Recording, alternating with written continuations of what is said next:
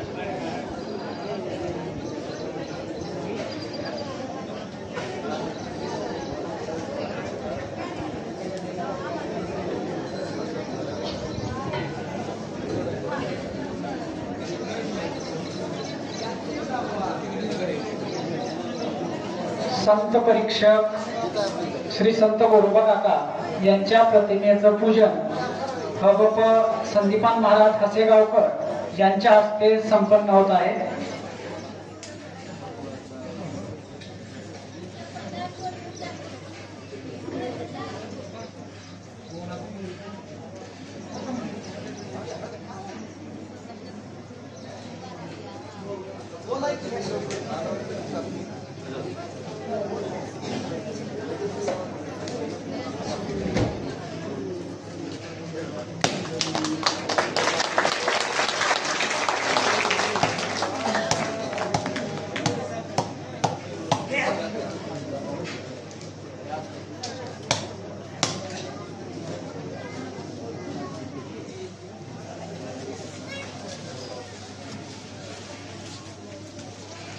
बाबुराव महाराज पुजारी तालुक्यातील गावांना टाळ, विणा, मृदंग, तबला, हार्मोनियम वाटपाचा कार्यक्रम वारकरी साहित्य परिषदेतर्फे आयोजित केला गेलेला आहे. या कार्यक्रमासाठी उपस्थित असलेल्या सर्व वारकऱ्यांचं हार्दिक स्वागत.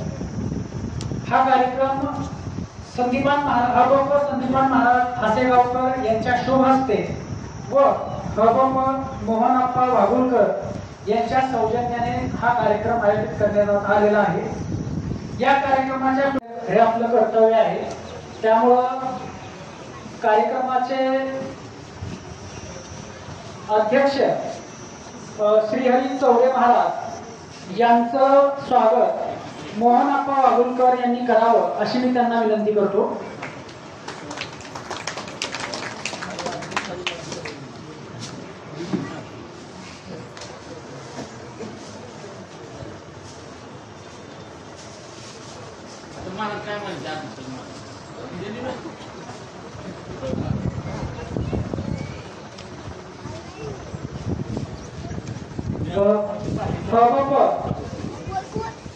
संदीपान महाराज हसेगावकर यांचं स्वागत मोहनप्पा वाघुलकर यांनी करावं अशी मी त्यांना विनंती करतो.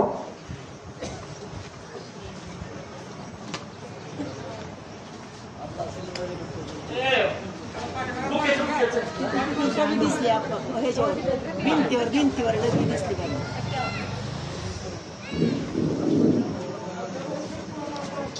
अंदर इकडे यार.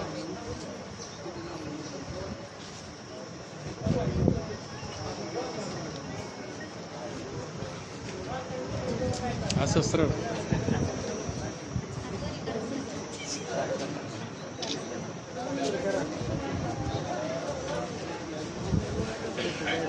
पुंडरी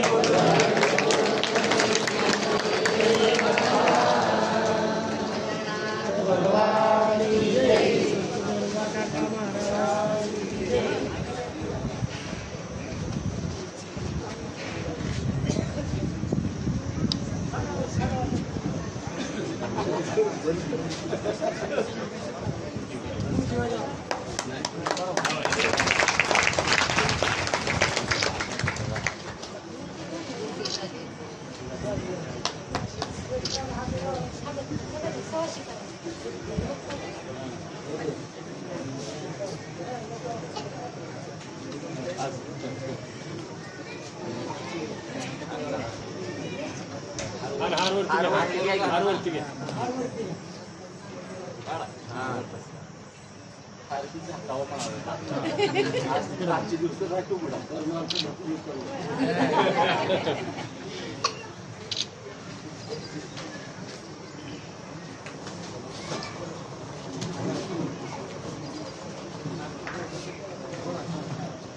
यानंतर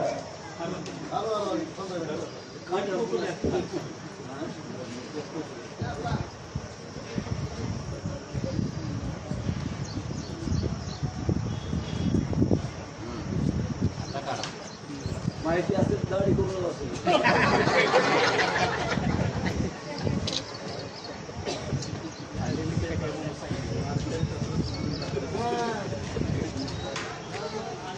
यानंतर कार्यक्रमाचे अध्यक्ष हबप श्रीहरी चौरे महाराज यांचं स्वागत हबप मोहनप्पा वागुलकर यांनी करावं.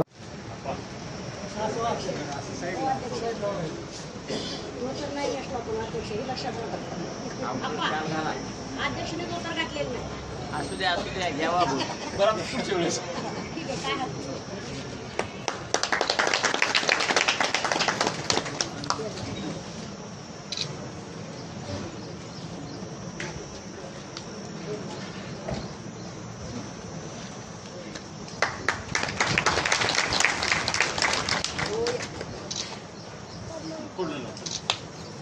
यानंतर प्रमुख पाहुणे पत्रकार उपेंद्र कटके, हबप बाबूराव महाराज पुजारी यांचं स्वागत हबप मोहनप्पा वागुलकर यांनी करावं अशी मी त्यांना विनंती करतो.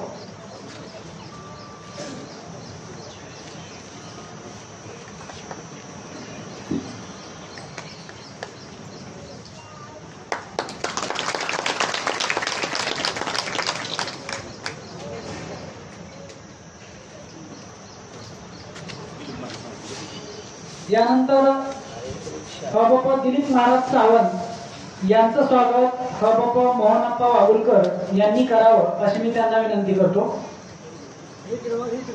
इकडे मैदानात या पुढं, इथं या पुढं पुढं. हां बेस्ट बस.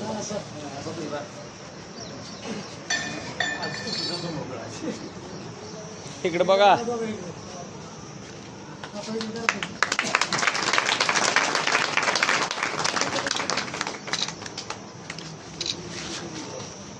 यानंतर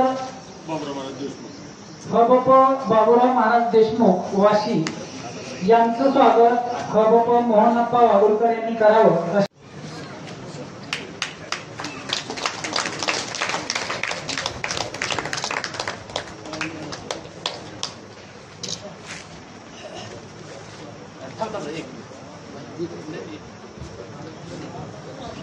इंद्रमध्ये येते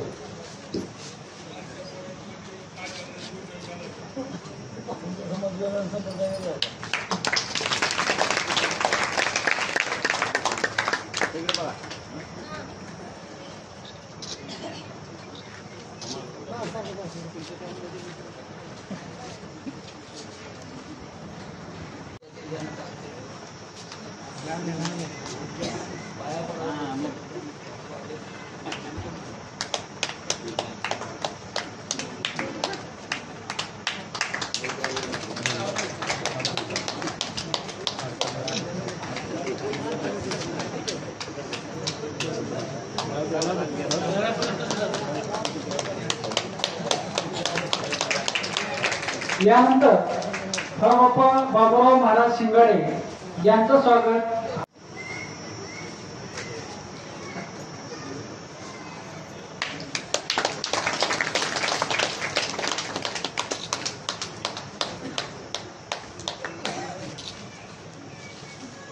यानंतर बाबा पिंटू नाईकवाडे कौरवा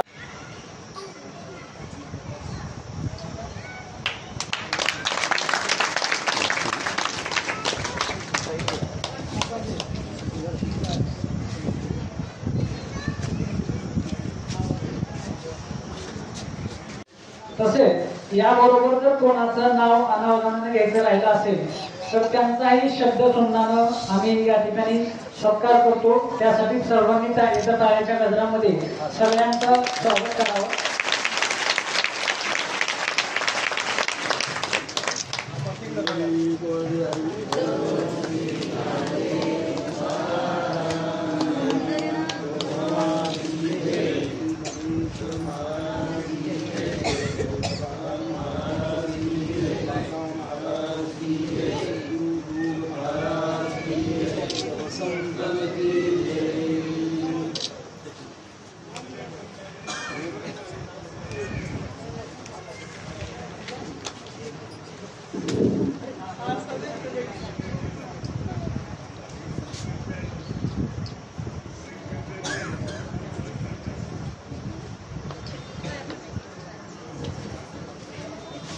त्यानंतर कार्यक्रमाचा प्रस्ताव उंच आहे, भावनापेक्षा उंच आहे की भावना होऊ नये आणि स्पर्श होऊ नये म्हणून आजपर्यंत कुठलाही सत्कार घेतलेला ती सगळा अधिकार महाराजांना राहणार आहे. रामकृष्ण हरी. बुक्का लावून घ्या, बुक्का लावून घ्या, बुक्का लावून घ्या. नाडेबाप्पांचा सत्कार बाबा संदीपान महाराज हसेगावकर यांनी करावा अशी मी त्यांना विनंती करतो.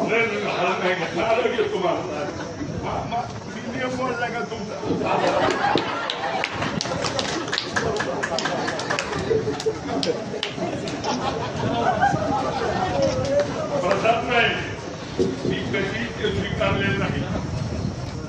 फोटो काढ नका, फोटो काढ.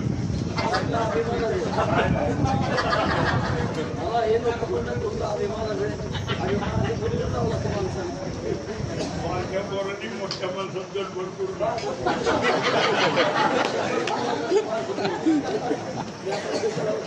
ऐकलं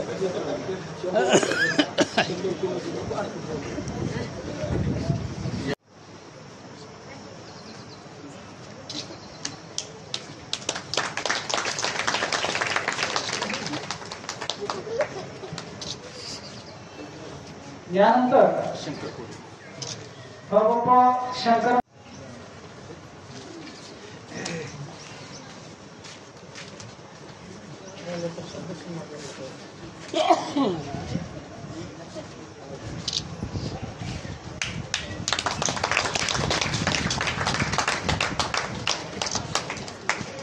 यानंतर बाबा मोहनप्पा वागुलकर यांचा सत्कार.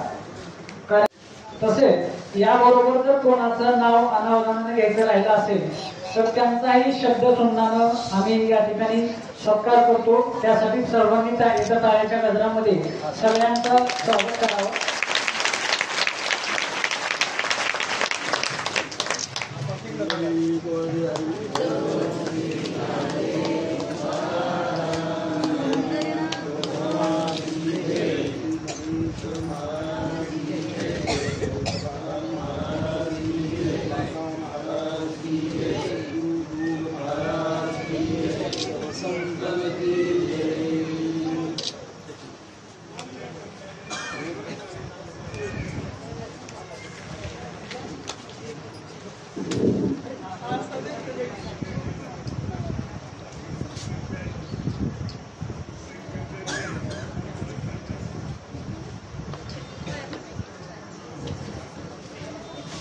त्यानंतर कार्यक्रमाचा प्रस्ताव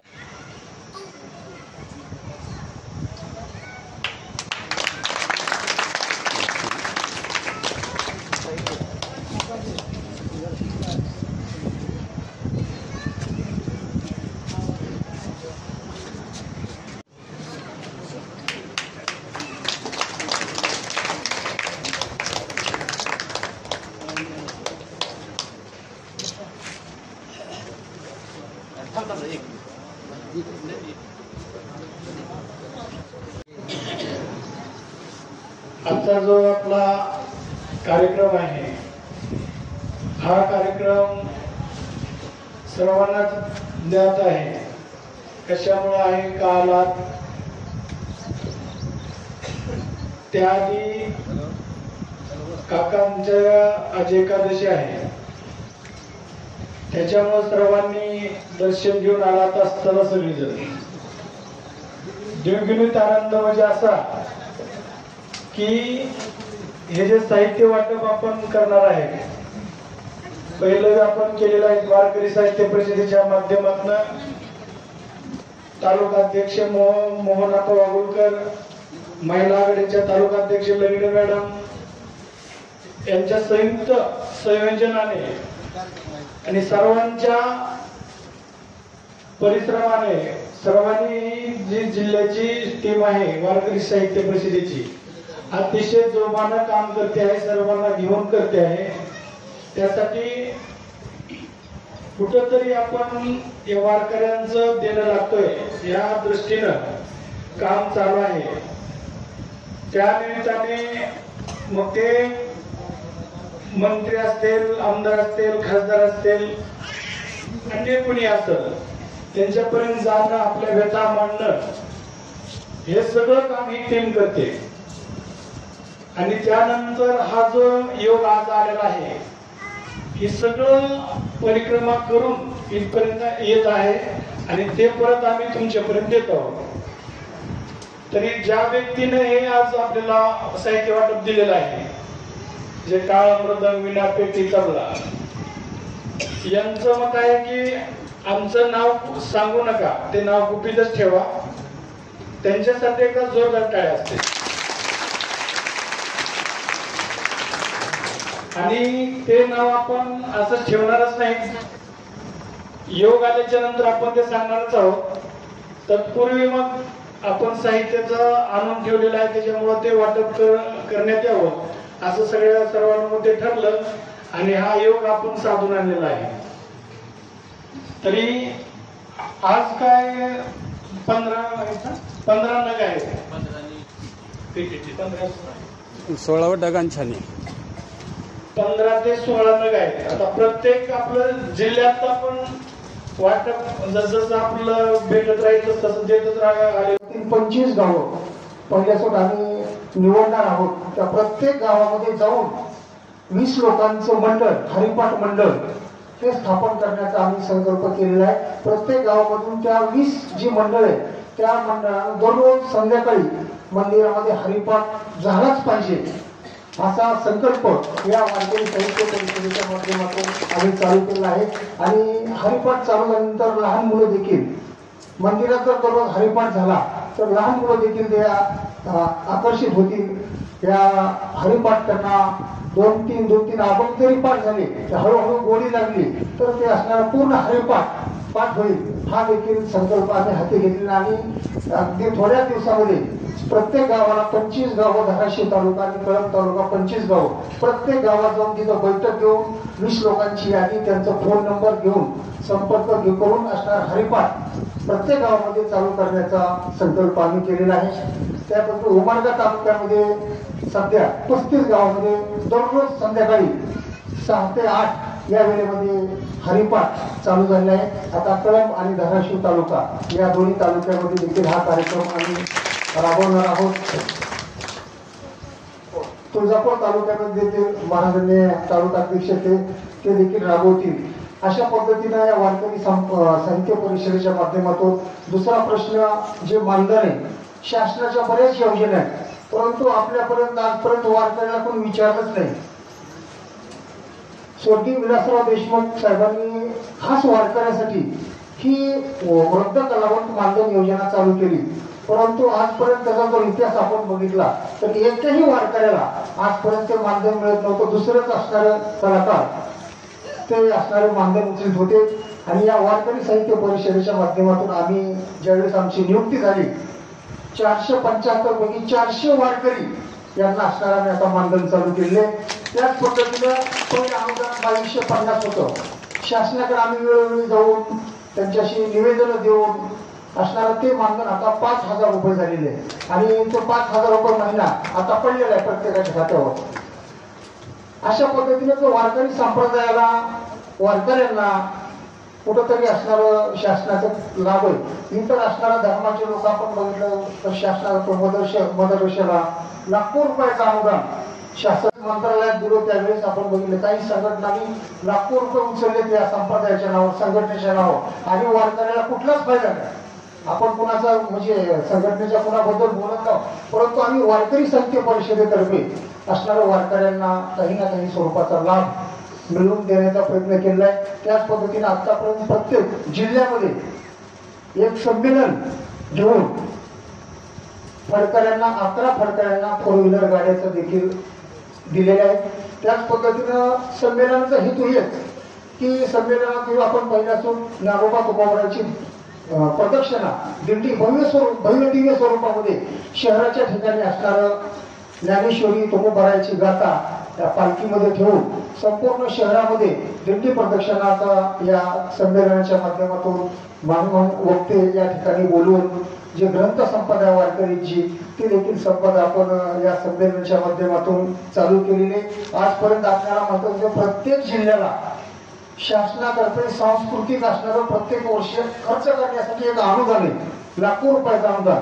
परंतु हे राज्यकर्ते आजपर्यंत ते सांस्कृतिक दुसरीकडेच खर्च करीत होते, ते देखील आपल्याला माहित नव्हतं. या वारकरी साहित्य परिषदेच्या माध्यमातून आपण आतापर्यंत रत्नागिरीला झालं, मुंबईला झालं, लातूरला झालं, पैठणला झालं, असे 11 संमेलन आपण या वारकरी साहित्य परिषदेच्या माध्यमातून केलेले आहेत.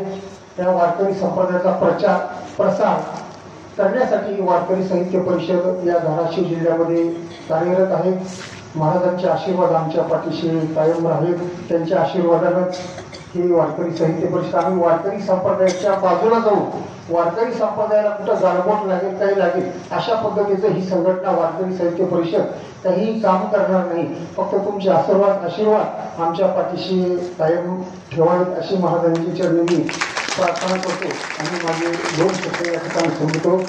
संत नामदेवांनी भागवत धर्माची पताका ही पंजाब पर्यंत नेलेली होती. अगदी त्यासारखंच काम वारकरी साहित्य परिषद करत आहे.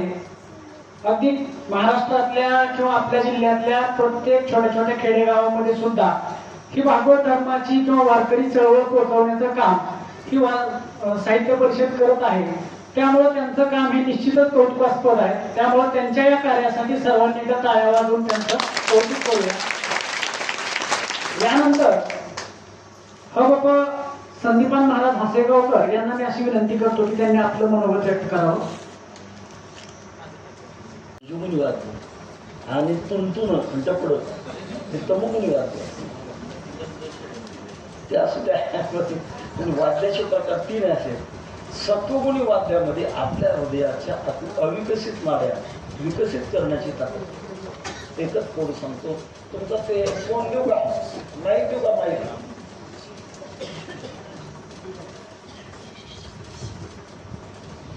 भजनी विक्षेपतेशी पण मरण तेव्हा थोडा थांबा ना.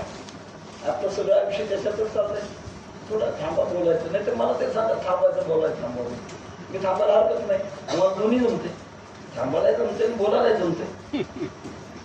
तेव्हा या दृष्टिकोनातून लावणी मृदंग श्रुती टाळ मृदंगामध्ये खूप मोठी ताकद आहे. प्रथमतः भगवान शंकराने मृदंग वाजवला, नंतर इंद्राने मृदंग वाजवला, स्वामी विवेकानंदाने मृदंग वाजवला. त्या मृदंगाच्या ज्या ध्वनी लहरी आहे त्या मात्र शुद्ध पाहिजे. मृदंगाचे बोल आता अलीकडे संकरित मृदंग होऊ लागला. काही तबल्याच्या बोलमध्ये घुसले काही ढोलकीचे बोल दिसले. आम्ही इकडे काही भागामध्ये जातो, अक्षरशः ढोलकी वाजवतात, मृदंग वाजवतात, हेच कळत नाही. कारण त्या ध्वनीचा परिणाम होणार, ध्वनीमध्ये सुद्धा शक्ती आहे. तेव्हा एक प्रसंग सांगावा असं वाटतो. आमचे चुलते वैकुंठवासी पद्मश्री शंकर बापू आपेगावकर हे मुंबईला 4 वर्ष मृदंग शिकण्याकरता आहे. ज्यांच्याकडे शिकले ते यांचं नाव मक्खनजी भैया. मक्खनजी भैया एक आपल्या भारतीय जुनी परंपरा मृदंगाची कला साधणारे आणि त्यांचे गुरु त्यांनी निळ्या रंगाचा कागद अंथरला आणि त्याचे पाशी घर होते. त्या घरामध्ये आकडे होते. मला म्हटले महाराज त्याच्यावर बोट ठेवा. मला कळलं ना काय म्हणलं, मी काय ठेवायचं. ते ज्या आकड्यावर तुमचं बोट ठेवलं जाईल तो आकडा लागणार आहे. आणि ते आकडे होते मटक्याचे. मटक्याच्या आकड्याला आम्ही वाकडे. बाबा माफ करा, मला जर मटक्याचे आकडे कळले असते तर तुम्ही कोणाच्याच वाट्याला दिले नसते. सगळे आकडे मीच लावून घेतले असते. आम्हाला अभंग अर्धा मुद्दा कळेल, ओवी अर्धी मूर्ती की ज्याचा जो आवडता प्रश्न आहे तो आवडता प्रश्न त्याला गोड वाटतो. भगवान शंकरांनी तत्वज्ञान सांगायला सुरुवात केली. एक काळ असा होता की ऐकणाऱ्याने समजल्यानंतर कबुली म्हणून द्यायचा, हुंकार द्यायचा. आणि हुंकार दिल्याशिवाय सांगणाऱ्याने पुढे सांगितलं नाही. कारण ज्याला ऐकायचं त्याला समजलं पाहिजे. तत्वज्ञानाची भाषा परिभाषा आहे. मी जर आता बोलायला गेलो ना सगळे झोपीदार झाले. त्याचा अभ्यास असतो. तेव्हा त्या दृष्टिकोनातून आणि मधून झटके उडाले, लोक जवळ विष्णू परमात्मा विचार केला. एवढं सुंदर तत्वज्ञान बाहेर पडायला लागले. आणि ते बाहेर पडणारं तत्वज्ञान पार्वती माता झोपी गेली. हुंकारा बंद झाला तर भगवान शंकर थांबतील. एका क्षीरसिंधूच्या आत एका माशाच्या पोटात भगवान विष्णू परमात्माने प्रवेश केला आणि माशाच्या तोंडातून हुंकारा येऊ लागले. खोटं किती वेळ चालेल. शेवटी भगवान विष्णू परमात्म्याच्या लक्षात आलं की माझं तत्वज्ञान कोणते चोरून ऐकतं. लक्षात आलं माशाच्या तोंडातून भगवान कोणीतरी आवडते. ते विष्णू परमात्मा म्हणतो. भगवान शंकरांना राग आला आणि रागाच्या भरात जवळचा त्रिशूळ फेकला माशाच्यावर. भगवान विष्णू परमात्मामध्ये होते. मान राखण्याकरता आपला कान पुढे केला आणि त्या त्रिशूळाने कान फाटला. पण अजूनही नाथ परंपरेमध्ये कान फाडण्याची जी परंपरा आहे ती त्याचा घटना ती आहे. पण त्याच्यावर परिणाम असा झाला की तत्वज्ञानाची परंपरा आदिनाथ गुरु सकळ सिद्धांचा मत्स्येंद्र त्याचा मुख्य शिष्य. मत्स्येंद्राने बोध गोरक्षाचे केला. गोरक्ष वळला गहिनीपती. गहिनी प्रसादी निवृत्ती दाता आणि ज्ञानदेवा साल इथपर्यंत आलं. पण ज्ञानोबराने मिळविली मांदी वैष्णवांची. या ज्ञानोबराने करील ते काय नव्हे महाराज परी पाहे बीज शुद्धांगी.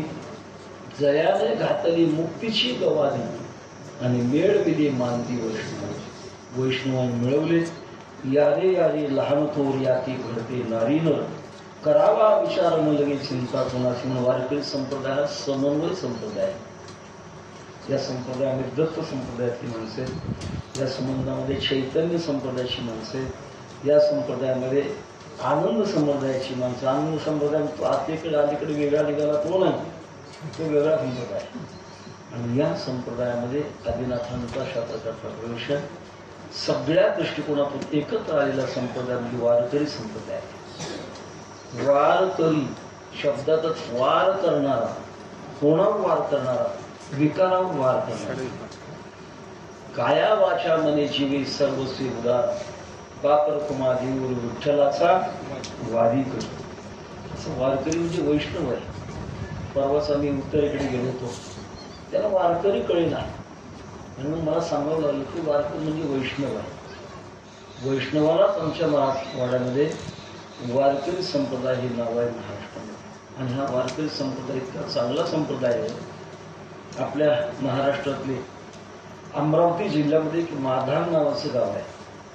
आणि माधान नावाच्या गावामध्ये पाटलाच्या वंशामध्ये एक मुलगा जन्माला आला. 2 वर्षाचे असताना देवी निघाल्या.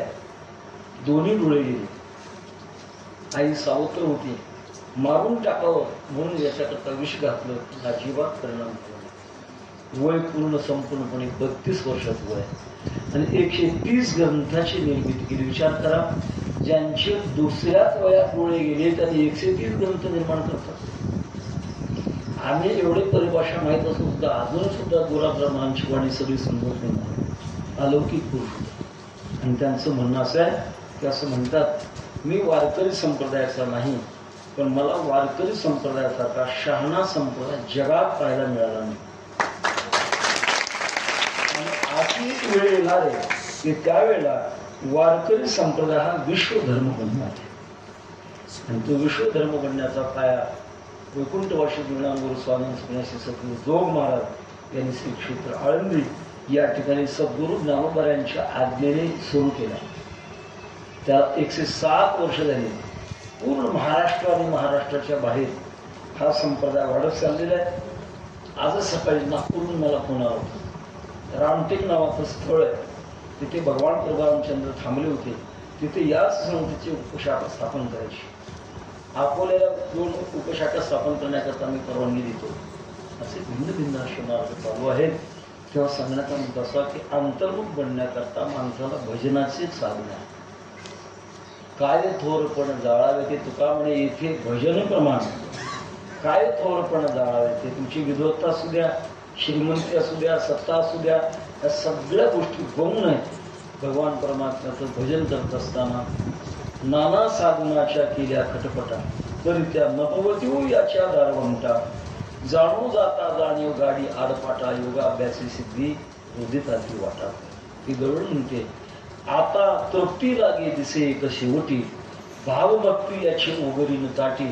तेनेच होईल याच्या क्षुदेशी संतुष्टी, निळामणी ऐसे विचारिले कोटी. भगवान परमात्म्याचं भजन समाधीचे सुख सांडा ओवाळणी, ऐसा या कीर्तनी ब्रह्मरस. तो ब्रह्मरस सेवन करण्याकरता जी व्यवस्था आपल्यामध्ये आहे. लावणी मृदंग शिरती टाळ घोष सेवून ब्रह्मरस. वाद्यामध्ये 3 प्रकार, प्रत्येक गोष्टीमध्ये 3 प्रकार, सत्वगुण, रजोगुण, तमोगुण. झाडामध्ये सुद्धा आहे. आंब्याचं झाड रजोगुणी, पिंपळाचं झाड सत्वगुणी, हिवराचं झाड तमोगुणी. हिवराची दाट सावली सज्जनी जशी वाळली तशी कोणी डावलवून गेले आहोत का ते. हिवराच्या झाडाच्या सावलीला कोणी बसत नाही. शान हे साहित्य वाटप करत असताना मला आग्रह झाला, तुमच्या हाताने वाटायचं. तुमचे माझे हात सारखेच आहेत. नाही, आमचा हात पोळलेला आहे, लहानपणी पोळलेला. या दृष्टिकोनातून आग्रह धरल्यामुळे आणि आपण कार्यकर्ता या कार्यकर्ता करण्याकरता आपल्याकडे भगवान परमात्म्याची वैराग्य रागरसिक गोडवा कथा महाराज यांची आशीर्वादाची शक्ती आपल्या पाठीशी असावी. तुम्ही माझ्या हाताकरता आग्रह धरता. हा मी माझा हात समजत नाही, हा सद्गुरू जोग महाराजांचा हात आहे, हा ज्ञानोबारायांचा हात आहे. या नम्रतेतून तशा प्रकारचं मी तयार झालो आणि त्या दृष्टिकोनातून आपण हा कार्यक्रम या ठिकाणी आयोजित करत आहोत. तेव्हा झालेलं माझं लाभलेलं भाषण लवकरात लवकर उरकत असताना आत्मनो मोक्षार्थम जगद हिताय, वाक्य हृदयावर कोरून ठेवा. आत्मनो हितार्थम जगत हिताय, आपल्या स्वतःच्या उद्धाराकरता आणि जगाच्याही हिताच्या उद्धाराकरता. चालता चालता आपल्या काही अभंगवाणीचे काही शब्द कुणी ऐकले तर त्याच्या मनावर थोडं बहुत त्याचा संस्कार होतो आणि आपल्या मनाच्या संस्काराकरता मोक्षाची गती प्राप्त होत असते. मोक्षाच्या गतीमध्ये मल, विक्षेप आणि आवरण 3 दोष नष्ट झाले. भगवंताचं भजन करता करता करता करता कोणाचाही बंगला जरी असला चांगला तरी आपल्याला असावा असा कधीच नव्हता. परस्त्रीवर मन कधी न जाणं. वास्तविक इंद्रियांचा स्वभाव आहे, तो इंद्रियांच्या स्वभावावर अशी मात केली पाहिजे. योगिनी माझ्या माता पिता यांना रामकृष्ण हरी. आज माझं भाग्य एवढं सांगते मी की हसेगावकर महाराज, मी लहानपणी असताना महाराज मी लोमट्याच्या जवळचे आहे दगडाप्पा आणि बाबासाहेब लोमटे जिथं महाराजांचं कीर्तन असाल तिथं गाड्या घेऊन जायचे. आम्ही म्हणायचो महाराज म्हणजे काय एवढं गाड्या घेऊन जात आहे. तर माझ्या वडिलांच्या मांडीवर लहानपणी झोपून त्यांचं कीर्तन ऐकलेलं आहे मी. आज त्यांच्या मठात मला 2 शब्द बोलण्याचं भाग्य आहे. खूप माझं मोठं भाग्य आहे. आता या कीर्तन ह्याच्यासाठी कार्यक्रमासाठी बोलणारे मान्यवर तुम्हीच घेतात.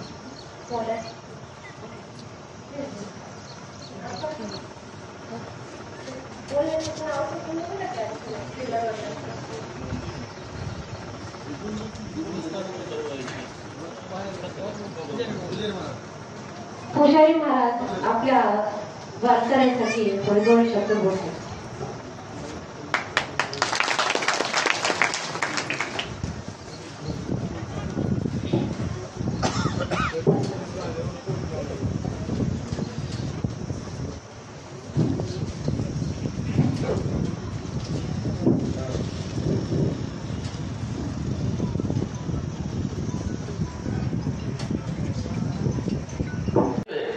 महाराष्ट्रामध्ये सगळ्यात उत्कृष्ट जिल्हा जर असेल तर माझा धाराशिव जिल्हा आहे. कारण का त्या धाराशिव जिल्ह्यामध्ये आई तुळजाभवानी क्षेत्र आहे.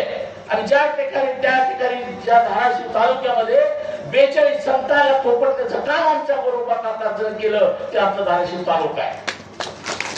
आणि 700 वर्षापूर्वीचा हा इतिहास आहे. 700 वर्षापूर्वी पोपटाचं काम आमच्या बरोबर त्यांनी केलं हा इतिहास आपण जाणतो. पण मला 30 वर्षापूर्वी इतिहास समजला की 700 वर्ष कशाला जातो. या धाराशिव तालुक्यामध्ये जरी गोरोबा काका असले तर वारकरी शिक्षण संस्थेचे अध्यक्ष हे धाराशिव जिल्ह्याचे साहेब फक्त कडक तालुक्याचे. म्हणून मी महाराजांच्या सानिध्यामध्ये आलो आणि महाराजांनी सुद्धा मला कृपा आशीर्वाद दिला. पण या वारकरी साहित्य परिषदेच्या माध्यमातून 4 वर्षापूर्वी काम करत असताना मी महाराजाला बोललो होतो की महाराज माझे वारकरी साहित्य परिषदेच्या अध्यक्षपदी नियुक्त होते. तेव्हा महाराजांनी मला सांगितलं होतं की आपण मला विश्वास आहे की तुम्ही काम योग्य पद्धतीने करा, पण माणसाचा तोड कुठं तर जाण्याची शक्यता असते. तुम्ही तेवढं तोड जाऊ देऊ नका. तसं महाराज मी गेली आज 4 वर्ष या वारकरी साहित्य परिषदेचं काम करतोय. मी कुणाचा चहा प्यायला नाही, कुणाचा 1 रुपया घेतला नाही. आणि घेणाऱ्याला मी विरोध करत गेलो. काही ठिकाणी मला विरोध झाला असेल ती बाब गौण आहे, ती या ठिकाणी मी बोलत नाही. पण माझा सांगण्याचा उद्देश आहे महाराजांसमोर की मी कीर्तन करतो. आणखी कुणाचा महाराज 1 रुपया घेतला नाही. तुम्ही सुद्धा बाहेरून बरीचशी परीक्षा आणखी माझ्या घेण्याचा प्रयत्न केला असेल असं गैर धरतो केलंय असं म्हणत नाही. पण काय विचार न करतात एक आपुलकी जिव्हाळा. एक वेळेस आता उलट झालं माझं. मी ज्यावेळेस महाराजाला काय गोष्टीला बोलायला समर्थ होतो त्यावेळेस मला क्रॉसिंग करतो बोलून देते. वहिनीला माहिती आहे, वहिनीने कित्येकदा बोलले अहो तुम्ही आपल्याला एवढं का बोलतो नाही मी बोलणार म्हणजे आणखी कुठं तर माझी उणीव आहे असं वाटते. तेव्हा मी महाराजाला विनंती करतोय. मी माझ्या 30 वर्षामध्ये मी आत्मज्ञानाचा प्रयत्न केला आणि समाज संघटनेचा जो प्रयत्न केला त्याच्यामध्ये माझी काही जर उणीव असेल तर तुम्ही मला सांगावं की या ठिकाणी मी गेली 65 वर्ष माझं साजरं केले. ती माझ्या मनातली इच्छा पूर्ण झाली. माझ्या गावामध्ये खंडोबा देवस्थानचं जमीन होती त्याची काही माझ्याकडे ठेवी होत्या. त्याच्यामध्ये काही विस्तार करून मी जवळजवळ बराचसा खर्च केला. तो आता या ठिकाणी सांगणार नाही. बराचसा खर्च कोणतीही केलं तर माझी आता विनंती आहे महाराजाला की तुम्ही मला माझ्या जीवनामध्ये जे मला अनुभव आले म्हणजे लहानपणापासून मला अनेक अनुभव येते असतील तर त्या अनुभवाचा संच माझ्या सगळ्या हृदयामध्ये आहे. आणि आता केलेल्या अनुभवाचा सुद्धा संच माझ्या हृदयामध्ये आहे. मला तो कुठं तो बोलून दाखवतोय पण ते बोलून दाखवण्यासाठी ठिकाणच येत नाही. आज ती वेळ आली आहे म्हणून मी महाराजांना विनंती करतोय की मला माझा आत्मचरित्र घेण्यासाठी तुम्हाला प्रवृत्ती देऊ. मी कुणाच्या मागे लागून राहणार नाही. म्हणून मी महाराजांना म्हणलं महाराज म्हणजे आपण तुमच्याकडे असं आहे की काय केलं नाही म्हणलं महाराज जरी ते तुम्हाला स्टॉप मिळाला तुम्ही घ्यायला तयार आहे. पण वारकऱ्याची सेवा ही मी पुण्यात सत्तेवर पुण्यात तुमचं अध्यक्षपद असेल नसेल ही बाब गो नाही. परंतु मी धाराशिव तालुक्यामध्येच नाही महाराज तर तुमचं कळंब तालुका असेल लोहार असेल उमरगा असेल प्रत्येक तालुक्यामध्ये जाऊन मी वारकरी संघटनेच्या बाबतीमध्ये संघर्ष निर्माण करण्याचा प्रयत्न करतो आणि त्या ठिकाणी ते सगळे वारकरी कसे आपला हिंदू धर्म टिकावा आणि आपल्या हिंदू धर्माची संकल्पना पुढं चालू ठेवावी ह्या उद्देशाने मी प्रयत्न करतो. तेव्हा यदा कदाचित आता हे साहित्य देत असताना आज बरेचसे पैसे लागतात. 5 लक्ष विठेबंदी सप्तकोटी शुद्ध कांचनाची नाही थोडं उलट सुलट झालं पण असू द्या.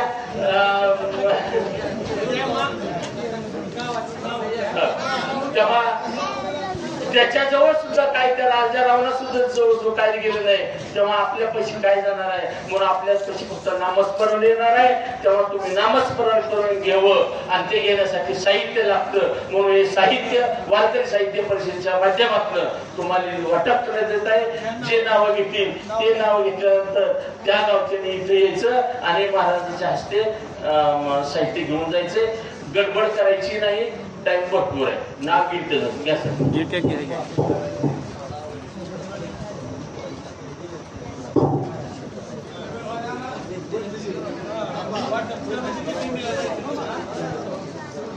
बर 2 मिनिट बसा खाली.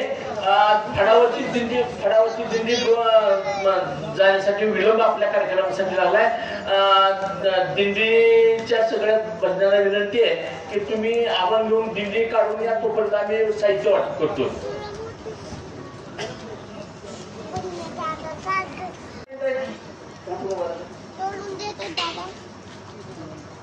हरिपाठ पूर्ण पाठ आहे.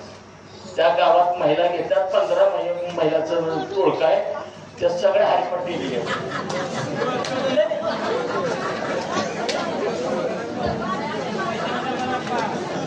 असंच आहे. मी पहिल्या सुरूच म्हणलंय की आगाड बंबा आप्पा आहे. एखादा शब्द पुढचं माझं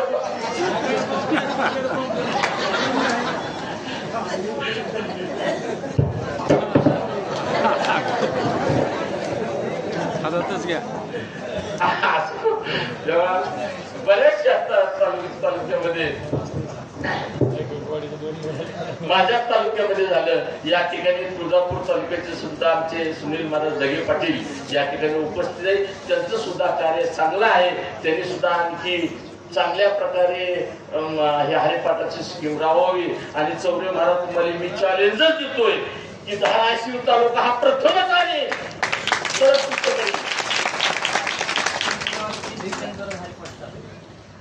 महाराज. तुम्ही 3 ठिकाणी सांगितलं. मी सांगितलं नाही माझं सांगू काय मी सांगणार नाही आता.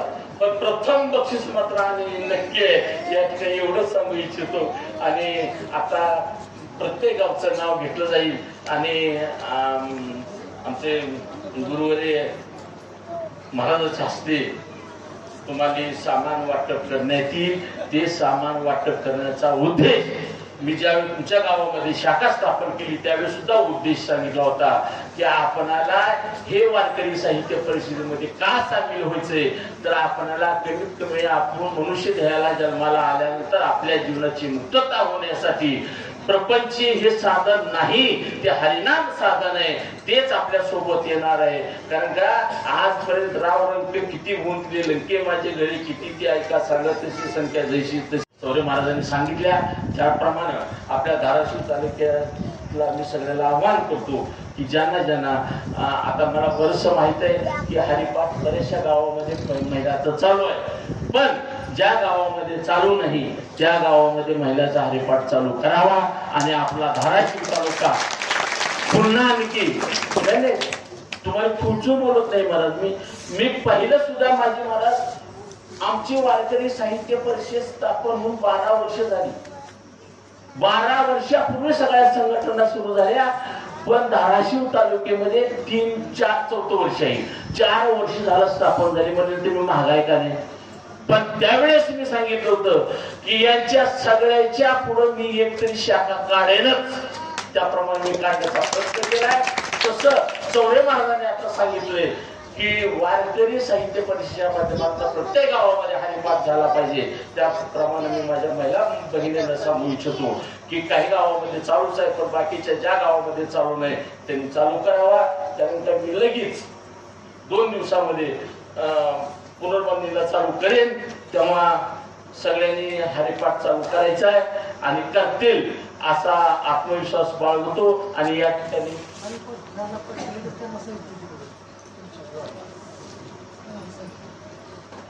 वा वा वा वा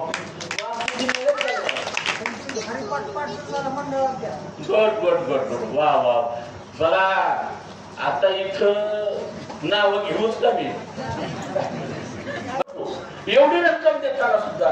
पण एका दानशूराने सांगितलं की आपा ही रक्कम देतोय. मी म्हटलं तुला माझी जवळ रक्कम नको, साहित्य दे. साहित्य घ्या, पण साहित्य घ्या पण तुम्ही वाटप करत असताना तुम्ही माझं नाव डिक्लेअर करू नका. दानशूर आहे. कारण का ज्या हाताने दिलं तर ह्या हाताला करता कामा नये. मी त्यांना विनंती केली नाही बाबा आज आम्ही 10 रुपये जर खर्च करालो तर आम्ही 3-3दा स्पीकर मध्ये आमचं नाव घ्या म्हणून डिक्लेअर करा म्हणून सांगत असतो. पण एवढं तुम्ही दिले तर तुमच्या हातात काय जोडून नाही. बिलकुल माझं नाव सांगण्याची गरज नाही. तुम्ही हे साहित्य वाटप करा. त्या माध्यमातून मी वारकरी साहित्य परिषदेच्या माध्यमातून हे साहित्य आता महाराजांनी आपल्या बोलण्यामध्ये सांगितले काय नाट्य असावं काय नसावं. पण महाराज एक मुखविदेश आहे. माझ्या बिबली पैसे आंबेवाडी म्हणून गाव आहे त्या आंबेवाडीला. पण तिथं विद्यार्थ्यांना त्या लहान विद्यार्थ्याला बोलता येत नाही. जाता तिथं तिची बुद्धी काम करत नाही.